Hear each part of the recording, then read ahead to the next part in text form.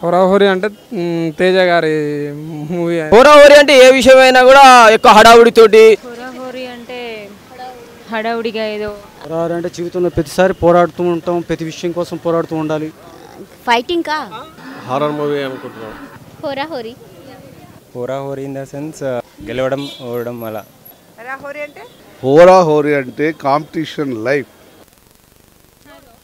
Simple హోరాహోరీ అంటే సింపుల్గా ఏంటంటే ఒకరి ఇద్దరి మధ్యలో ఘర్షణ. హోరాహోరీయా నాకు తెలియదు.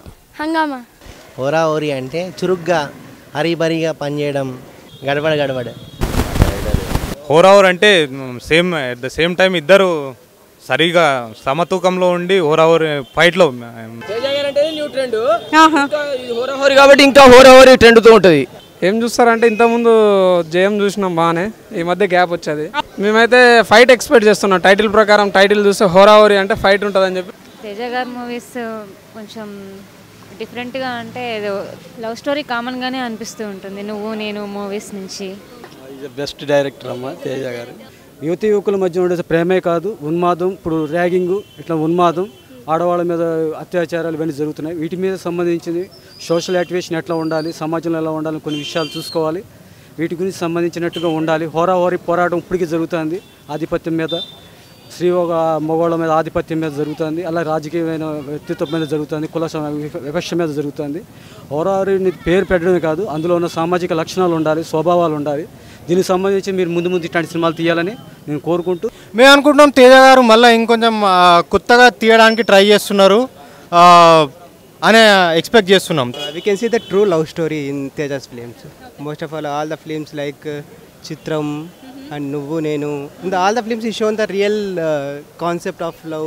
ఇప్పుడు బాహుబలి తీసినట్టు అంతకన్నా బాగా తీయాలనే ఉద్దేశంలో హోరాహోరీ సినిమా వస్తుంది కాబట్టి ఇంకా టాప్గా డైరెక్షన్ తీసేసి మంచిగా అందరు కూడా ప్రేక్షకులందరూ కూడా ఉత్తేజపరచాలని చెప్పేసి కోరుకుంటున్నాను. పిక్చర్ రిలీజ్ అయ్యి మంచి వరవడితోటి వచ్చి అందరినీ ఆనందింపజేయాలని మా యొక్క ఉద్దేశం.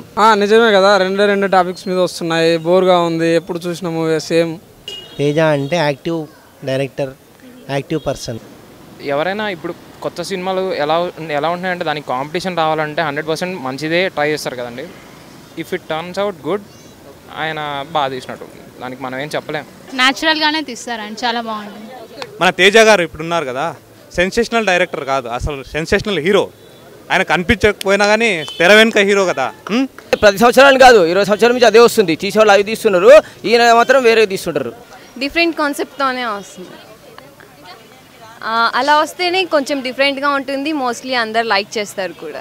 లవ్ అనేది ఎప్పుడు ఎంటర్టైన్మెంట్గా పెట్టుకుని ఉపయోగించకూడదు. ఇంట్లో చిన్నపిల్లలు ఉంటారు, పెద్దోళ్ళు ఉంటారు, వాళ్ళకి బాధ ఉద్దేశాలు కలగకుండా ఒక మంచి ఫన్నీగా ఉండాలి, సోషల్ యాక్టివ్గా ఉండాలి. అంటే తేజ గారి మూవీస్ ఒకదానికి లింక్ లేదనమాట.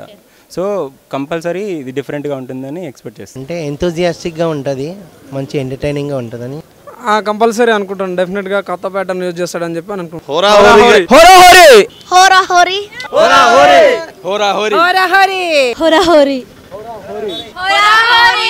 హోరాహోరీ. హోరాహోరీ. హోరాహోరీ. హోరాహోరీ.